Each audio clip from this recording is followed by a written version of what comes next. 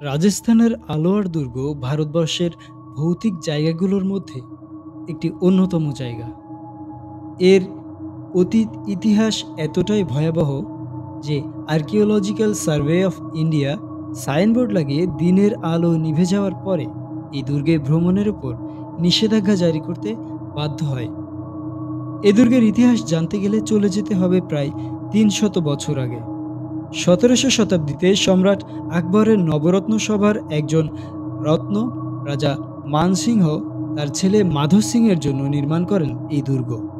এখন এই দুর্গকে ঘিরে দুটি গল্প চালু আছে। প্রথমটি হলো, এই দুর্গ নির্মাণের সময় পার্শ্ববর্তী এলাকায় এক তেজস্বী যোগী পুরুষ ছিলেন। তার নাম ছিল বালানাথ।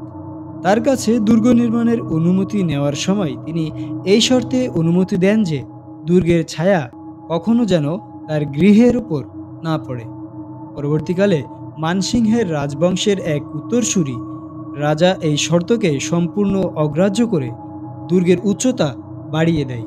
ফলে বালানাথের বাড়ি দুর্গের ছায়ায় ঢাকা পড়ে। ভয়াবহ অভিশাপ নেমে আসে দুর্গের উপর। দ্বিতীয় গল্পটি সবচেয়ে জনপ্রিয় এবং চিত্তাকর্ষক। রাজবংশের রাজকন্যা রত্নাবতীর প্রেমে পড়েন এক কালো জাদুকর। সুন্দরী রাজকন্যাকে বশ করার জন্য রাজকন্যার একটি অলংকারকে মন্ত্রপুত করে সে। রাজকন্যা সে কথা জানতে পেরে যান এবং একটি পাথরের চাইয়ে অলংকারটিকে আছড়ে ফেলে চুরমার করে ফেলেন তিনি। মন্ত্রপুত অলংকার ভেঙে যাওয়ার সাথে সাথে জাদুকরের প্রাণ পাখি বেরিয়ে যায়। মারা যাওয়ার আগে সে অভিশাপ দিয়ে যায়, কোনোদিন কোনো জীবিত মানুষ ওই দুর্গে বসবাস করতে পারবে না।